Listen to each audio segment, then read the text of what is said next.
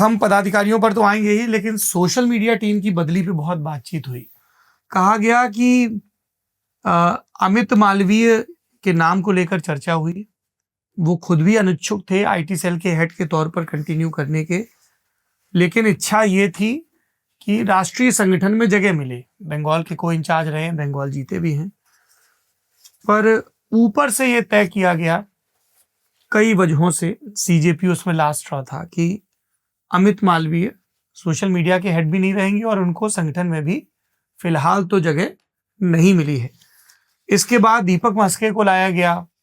नितिन नबीन बिहार में मंत्री रहते हुए छत्तीसगढ़ के प्रभारी रहे हैं, तो आप देखिए जो महिला मोर्चा की अध्यक्ष हैं, सांसद हैं, वो भी छत्तीसगढ़ से आई हैं। और दीपक म्हस्के बिल्कुल बियॉन्ड द रडार हैं, ज्यादा चर्चा नहीं हुई, राज्य मंत्री का दर्जा पाए हुए हैं, उनको भी लाया गया। जो 4 सह संयोजक बने हैं उसमें सबसे क्लीन इमेज अगर किसी की है तो वो शिवानंद द्विवेदी की है, जिन्होंने अनिर्बान गांगुली के साथ मिलकर अमित शाह की बायोग्राफी लिखी है, ऑथेंटिक बायोग्राफी लिखी है। कई नेताओं के साथ काम करते रहे हैं, पढ़ने लिखने वाले हैं।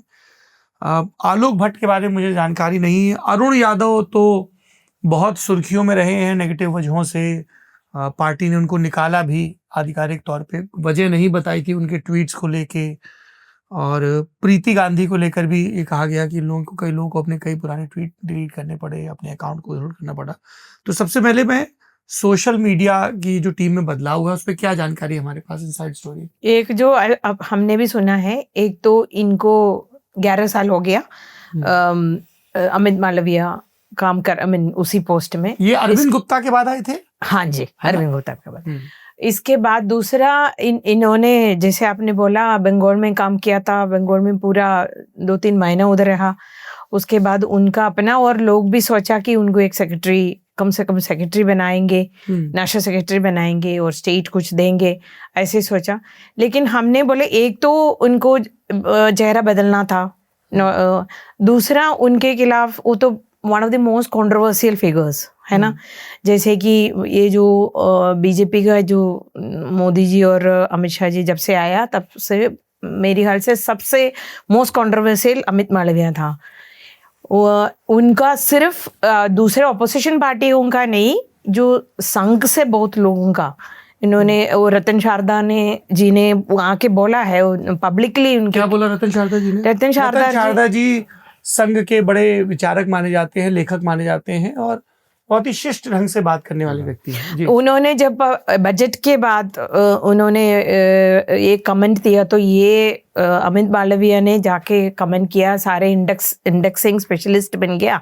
ऐसे रतन शारदा जी उनको आके पब्लिकली ये दोनों के बीच में हाँ वो स्पैट हो गया।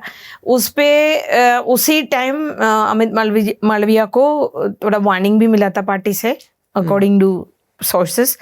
एक तो है ऐसे संघ के लोग। अभी देखिए, ये जो अपॉइंटमेंट के बाद मेरे को एक नेता की फोन आया, तो उन्होंने मेरे से पूछा, आप देख लीजिए लिस्ट में ये प्रीति गांधी जिसका ट्वीट पूरा हटाया है, और आलोक भट्ट उनका भी पूरा हटाया है। इन लोगों ने अरुण यादव का भैया, आलोक भट्ट का, ये दोनों का तो पहले दिन, एक तो उनको अपॉइंटमेंट से पहले हटा सकते थे, मतलब ट्विटर पेज उनको, ये तो एक स्ट्रैटेजिक मिस्टेक हो गया उनसे। तो बहुत लोगों के पास इनका स्क्रीनशॉट भी आ गया। ये आलोक भट्ट तो अपर कास्ट, ये दोनों जो संघ से जो नेता है क्लोज है, उनका कंप्लेंट ये है कि दोनों संघ के बेसिक जो फंडामेंटल प्रिंसिपल्स है ना, उनके खिलाफ इन लोगों ने बात किया है। तो हम क्या मुझ से लोगों से बात करेंगे। तो नादूराम गोडसे की ह्यूज फैन 2-3 बार बोला है उन्होंने। प्रीति गांधी का एक कथित पोस्ट सामने आया जिसमें उन्होंने कहा कि गांधी नाम एक गाली की तरह लगता है, मैं मोदी या गोडसे होना पसंद करूंगी, इस तरह का स्क्रीनशॉट घूमा। आलोक भट्ट का एक पुराना कथित पोस्ट आया जिसमें उन्होंने कहा कि आरक्षण इस देश का दूसरा बड़ा कैंसर है जिहादिज्म के बाद। अरुण यादव ने भी कई इस्लाम विरोधी पोस्ट किए थे जिसके बाद बवाल हुआ था, उनको सस्पेंड किया था। हाँ, उनको सस्पेंड किया गया था। तो ये तीनों ही नाम, जेमिमा रोड्रिग्स भारत की बहुत कमाल की क्रिकेटर हैं, उनसे संबंधित बातों में भी कई नेताओं को धर्म पर निशाने पे सब चीजों। जी हाँ, सो इसलिए इनको कंट्रोवर्शियल फिगर, इसलिए एक तो है वो सिर्फ कंट्रोवर्स की वजह से अमित मालवीय को हटाया नहीं है, ये तो पक्का है। उनसे भी थोड़ा आगे है इन दोनों की हिस्ट्री, तो वो तो नहीं बोल सकते कि इनकी कंट्रोवर्सी। एक तो मेरे को जो भी नेताएं, सीनियर नेताएं बात की, इन्होंने बोला एक तो उनको हमें नया चेहरा चाहिए था, 11 साल हो गया, अब इतने देर ऐसे कोई भी पोस्ट में लोग नहीं बैठता है, इनको हटा के दूसरे को लगा दिया। और जैसे ये कि इम्प्रेशन भी आएगा कि it's like 2 birds at 1 stone, एक इम्प्रेशन भी आएगा, हमने एजेंसी की या किसी की बात सुना, थोड़ा और ये दीपक मास्के तो ऐसे बात कभी भी नहीं किया है। और उन्होंने जो इंटरव्यू में हमारा जयप्रकाश को क्या इंटरव्यू दिया है, उसी में उन्होंने नायडू को इंटरव्यू दिया है, एक्सप्रेस का रायपुर वाला, उसमें उन्होंने very specifically he saying he will be different. He said मैंने इनकी टीम में काम किया लेकिन मैं अपने तरीके से काम करेगा। तो इनका वो क्लैरिफाई किया है कैसे काम करेगा, ये जो अभी तक आईटी सेल कैसे काम किया उसी जैसे नहीं होगा, उन्होंने क्लैरिफाई किया है। इसका मतलब ये है कि that also was a reason, may not be the reason. यही कारण, सिर्फ एक कारण नहीं है, एक कारण हो सकता है एक ही कंट्रोवर्सीज। ये अगर कंट्रोवर्सी पैमाना था जिसको ध्यान में रख के अमित मालवीय को हटाया गया, दीपक मास्के को लाया गया, तो फिर वही पैमाना तो फिर अरुण यादव पे भी लागू होता है, प्रीति गांधी पे भी लागू होता है। यस, इसलिए मैं बता रही हूँ ये controversy is not the issue. ये एक तो नया इनको, और एक है कि head, see Amit Malviya was the head, उसको हटा के दूसरे जब हेड आएगा, अलग अलग है ना इनकी। तो बीजेपी देखो, आप मंत्रालय भी रखे तो भी आप और नेता उनकी टीम जब बनाएंगे, उनकी जो एक कॉन्स्टिट्यूंसी के लिए एक को रखेंगे, उनकी दूसरे कॉन्स्टिट्यूंसी के लिए दूसरे को रखेंगे, ऐसा है ना। बीजेपी अपना संभालने की मंत्रालय के लिए अलग टीम, पीआर के लिए अलग टीम, वैसा ऐसे रखता है। तो इसका क्या जोड़ेंगे आप, ये आईटी सेल? देखिए हम लोग तो वाकिफ ही 2014 के बाद इस चीज से हुए कि आईटी सेल क्या चीज है, कैसी है। नहीं, उस मामले में तो मोदी गवर्नमेंट आने के बाद आईटी सेल का ब्रांडिंग और अमित मालवीय का तो सिनोनिमस हो गया था, पर्यायवाची दोनों हो गए थे। तो एक उसमें मैं ये भी ऐड करना चाहूंगा कि चाहे आज की तारीख 3 दिन पहले हमें पता चला हो कि प्रीति गांधी के भी ऐसे ट्वीट थे, अरुण यादव के भी थे, ये उतने बड़े नाम नहीं थे। अमित मालवीय के साथ क्या हो, देखिए होता क्या है कि बीजेपी के राइज में इस तरह का जो एग्रेशन ऑन सोशल मीडिया है वो बहुत बड़ा एक फैक्टर रहा है। उससे एक हार्ड हिंदुत्व कॉन्स्टिट्यूएंसी जो है बिल्कुल सॉलिडिफाई हुई है। लेकिन वो चीज तभी वर्क करती है जब उसके परिणाम सामने आए। अगर आपका परिणाम इलेक्टोरल विक्ट्रीज हो रही है ना, कि आप जीतते जा रहे हैं, आप एग्रेसिवली बात कर रहे हैं, तब तक तो चलता जाता है। अगर पता चला परिणाम केवल इलेक्टोरल विक्ट्री ही नहीं, दूसरा आपका पूरा जो इकोसिस्टम है मीडिया, सोशल मीडिया का, उसमें आपका डोमिनेंस। बहुत साल हमने देखा कि बीजेपी बहुत आगे थी बाकी सबसे, कांग्रेस बहुत पिछड़ गई थी, पप्पू वगैरह राहुल गांधी के बारे में ये सब चीजें आम हो गई थी। अभी जो हुआ इस साल, जो खुल के सामने आया कि जो सोशल मीडिया का बैटल है, सोशल मीडिया के बैटल में जो सीजेपी का प्रोटेस्ट शुरू हुआ, और सीजेपी का जब से ट्विटर हैंडल और ये सब आपका इंस्टाग्राम वाला आया, तो उनका एडवांटेज बहुत क्लियर दिखाई देना शुरू हो गया। और उस एडवांटेज में ये हुआ कि जब आप देखेंगे कि तमाम ये 20-25 दिन आंदोलन चलता रहा, लंबी हंगर स्ट्राइक हुई। आप पहले देखिए कि टेलीविजन ने एक तरह से दिखाया ही नहीं, बहुत दिन तक सोनम वांगचुक की हंगर स्ट्राइक को दिखाया नहीं गया। लेकिन उसके बावजूद भी 17वें 18वें दिन आते आते धीरे धीरे कन्वेंशनल मीडिया में भी आना शुरू हुआ, और 20 तारीख के बाद वहां भी बहुत बड़ी खबर बन गई। तो एक चीज पक्की हुई कि ये जो बीजेपी का नैरेटिव सेट करना, इसके पीछे सबसे बड़े figure specially social media world में थे अमित मालवीय। और पिछले 1-1.5 महीने में नैरेटिव ढंग से सेट हो नहीं पाया, और जेन जी के लोगों ने जो रील इधर उधर घुमाई, जो एल्गोरिथम से बार बार आपको दिखाया, उसमें लगा जैसे जेन जी का जो मूवमेंट है वो हमेशा एक कदम बीजेपी से आगे नजर आ रहा है। तो जब ये चीज होगी तो ऑब्वियस है कि किसी ना किसी को रिस्पॉन्सिबिलिटी लेनी पड़ेगी। अब रिस्पॉन्सिबिलिटी चाहे अकेले अमित मालवीय की नहीं हो सकती, लेकिन क्योंकि वो पोजिशन में है इसलिए वो रिस्पॉन्सिबिलिटी उनके ऊपर आ जाती है या आ गई। आप ये चीज देखिए कि ये शुरू में लोग बोल रहे थे कि भाई नितिन नवीन प्रेसिडेंट बने हैं, एकदम अनएक्सपेक्टेड। तो उनके बनने के बाद ऐसी एक उम्मीद थी कि उनकी टीम भी बिल्कुल अलग सी आएगी। कई लोग बोल रहे थे हो सकता है बहुत सारे नए चेहरे आ जाएं, जो नहीं हुआ। बहुत सारे चेहरे पुराने हैं, लेकिन हुआ कहाँ है? अगर आप उसको फाइन प्रिंट देखिए टीम की, तो चेंज जब आप देखेंगे तो social media and the media cell have changed. Social media जो है वो आपका पूरा सोशल मीडिया का कवरेज जो है उसमें आप देखिए कि अमित मालवीय गए हैं, मस्के जी आए हैं, और साथ में आपके ये पूरी टीम आ गई है। वो सोशल मीडिया की टीम का एक तरह से एक्सपेंशन भी ऑन पेपर हो गया है कि आपके इंचार्ज भी हैं और को कोऑर्डिनेटर भी हैं। वैसे ही मीडिया सेल में जहां पिछली बार बलूनी साहब थे, अनिल बलूनी आज भी हैं, संजय मयूख हटे हैं, लेकिन बलूनी साहब के साथ 3 नाम और भी जुड़ गए हैं कि ये को कोऑर्डिनेटर होंगे। तो जो सोशल मीडिया और कन्वेंशनल मीडिया है, ये 2 है बीजेपी का outreach to society at large.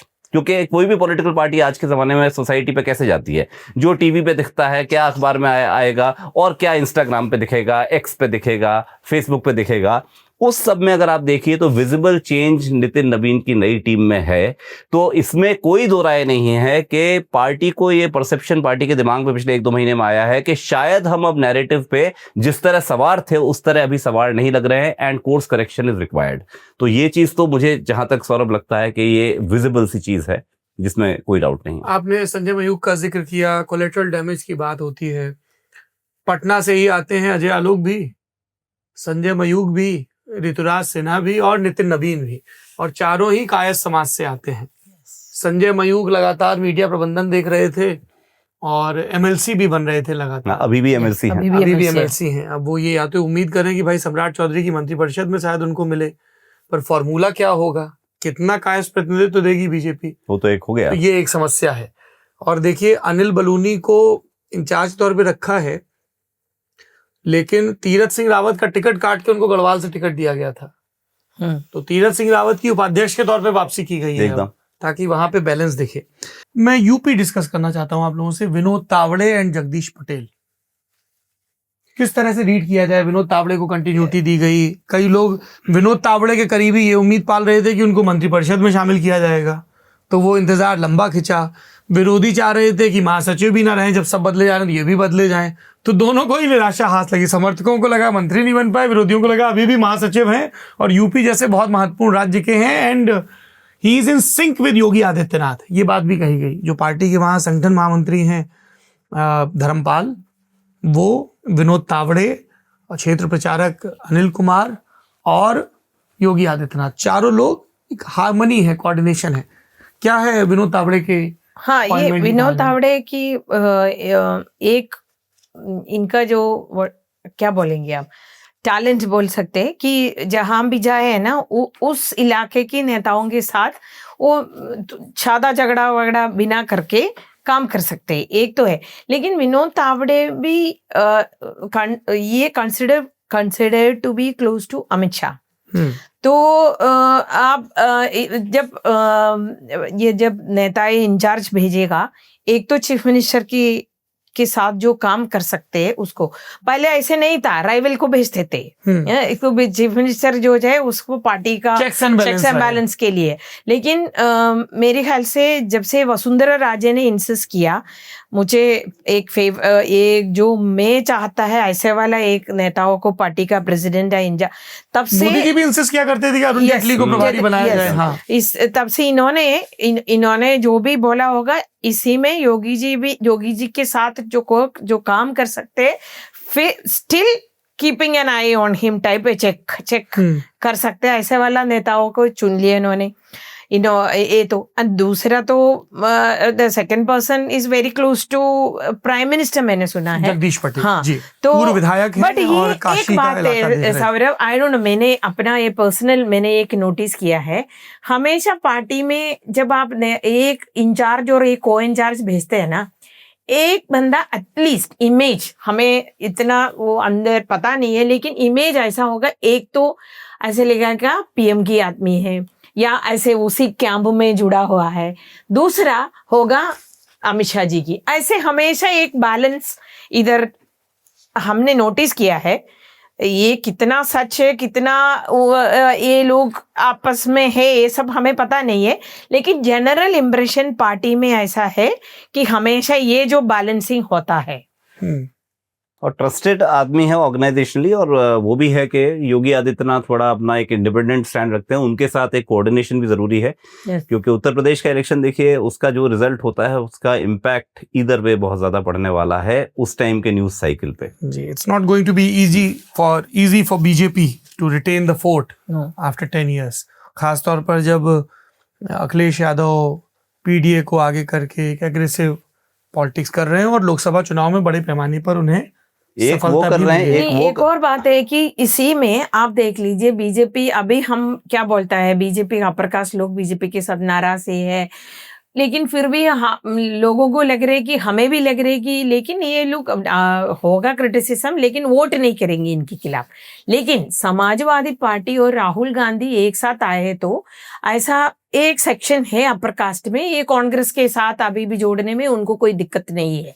ये बीजेपी के लिए एक चिंता के विषय है। अभी बहुत लोगों ने उन्होंने इनका ये कंसर्न भी रेस किया था कि ये दोनों जब आए तो अपर कास्ट को कैसे संभालेंगे। और पीडीए भी देखिए ना, अभी एक मिसमैच तैयार हो गया है।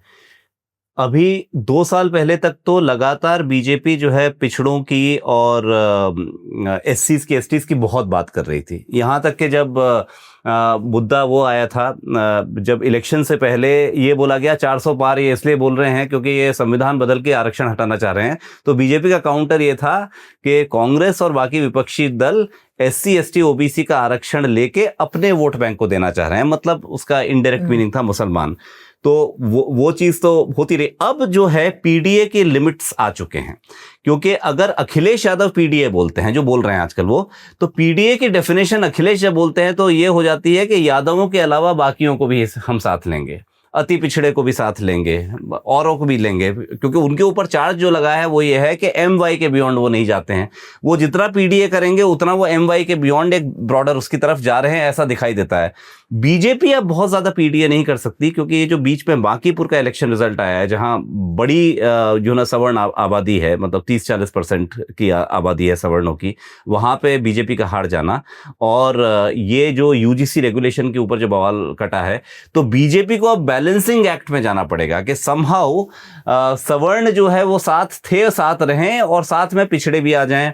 तो वो जो फॉल्ट लाइंस क्रिएट हो गई हैं उसमें पीडीए की लिमिट्स बीजेपी की थोड़ी सी एस्टेब्लिश अभी हो चुकी है। आप बहुत ज्यादा ओवरबोर्ड नहीं जा सकते, वरना सवर्ण आपके खिलाफ वोट दे वो तो बात अलग है, मान लीजिए घर ही बैठ के बहुत सारे कि वोट ही नहीं डालेंगे, तब भी नुकसान है, जैसे बांकीपुर पे में हो हाँ। 30%। और इसलिए ईबीसी को भी आप ग्रांटेड नहीं ले सकते हैं। बहुत चर्चा चल रही है कि क्या केशव मौर्य को दिल्ली लाया जा सकता है मंत्रिपरिषद विस्तार में, क्योंकि वो कह रहे हैं कि डिप्टी सीएम तो हूं, उनके समर्थक कह रहे हैं, पर शक्तियां कितनी हैं, तो कब तक लड़ते रहें बिना औजारों के।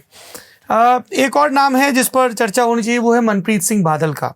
प्रकाश सिंह बादल के भतीजे हैं, अलग अलग पार्टियों में रहे, शिरोमणि अकाली दल से उन्होंने राजनीति शुरू की, उसके बाद उन्होंने एक पंजाब की पीपल्स पार्टी ऑफ पंजाब बनाई थी 2011 में, पर 12 में एक भी सीट जब नहीं जीत पाए तो 16 में कांग्रेस में विलय कर लिया था। कांग्रेस सरकार में वित्त मंत्री रहे, जनवरी 2023 में कांग्रेस छोड़ी और उसके बाद बीजेपी में आ गए, उनको भी राष्ट्रीय उपाध्यक्ष बनाया गया। लोगों ने ध्यान दिलाया कि पंजाब में जितने भी आपको भाजपा के पदाधिकारी दिख रहे हैं, जरा चेक करिए वो लोग आखिरी बार कांग्रेस में कब थे। अध्यक्ष के एस ढिल्लों से लेके है, कोई 4 साल पहले कांग्रेस में था, कोई 3 साल पहले, कोई 2 साल पहले। तो इस पे बड़ी बातचीत चल रही है और सतीश पुनिया के सामने बतौर प्रभारी महासचिव एक चुनौती होगी कि ये टिकट वितरण के बाद जो आम आदमी पार्टी या कांग्रेस से आ रहे हैं उनको एकोमोडेट करें, शिरोमणि अकाली दल के साथ आए या नहीं आए, पंथिक राजनीति कितना लेना है, हिंदू वोट कितना कंसोलिडेट करना है। Do we have any info? नहीं, बीजेपी कोशिश कर रहे हैं जट सिख वोट के उसमें फोकस करना और हिंदू जो बाकी है उसमें कोशिश कर रहे हैं, लेकिन उनके सामने बहुत बड़ा चैलेंज है। हाँ, कोशिश हाँ, तो लगातार चल रही है। रवनीत सिंह बिट्टू पहले आए, अब ये क्योंकि वहां पंजाब में देखिए इंप्रेशन जो गया है वो ये है कि बीजेपी जब अपने चरम पर पहुंची पिछले कुछ साल में इलेक्टोरली, तो बीजेपी वहां पीछे जाती है ज्यादा प्रिडिक्टेबली, जहां हिंदू आबादी बहुत ज्यादा नहीं होती।